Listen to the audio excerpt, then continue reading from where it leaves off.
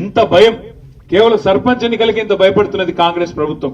నిజంగానే 2 ఏళ్లలో మీరు అద్భుతాలు చేసింటే, మీరు నిజంగా బయట చెప్పుకుంటున్నట్టు రేషన్ కార్డులు ఇచ్చినాము, ఇండ్లు ఇచ్చినాము, రుణమాఫీ చేసినాము, అన్ని గొప్పగా చేసినామన్న మాట వాస్తవమైతే ఎందుకు భయపడుతున్నారు? ఎన్నికలకి ఎందుకు ఆగమైపోతున్నారు? చిన్న చిన్న వాటికి మీరు 6 గ్యారంటీలు అమలు చేసింటే, మీరు ఇచ్చిన 420 హామీలు అమలు చేసింటే ప్రజలు మీకు బ్రహ్మరథం పడతారు, ప్రజలు మీరు అడగకుండా ఓట్లేస్తారు.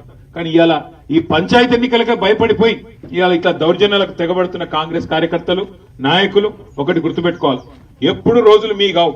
10 ఏళ్లు మేము ప్రభుత్వంలో ఉన్నాం, మరి మేము కూడా మీ లెక్కనే ఆలోచించింటే ఇలా కాంగ్రెస్ కార్యకర్తలకు ఈ పరిస్థితి ఉంటుండేనా? ఆలోచించండి, ఇది మంచిది కాదు. ఇప్పటికి కూడా నేను చెప్తా ఉన్నా, ఇకనైనా ఈ దిక్కుమాల రాజకీయాలు బంద్ చేయండి, ప్రజలకు మంచి చేసే కార్యక్రమాల మీద దృష్టి పెట్టండి.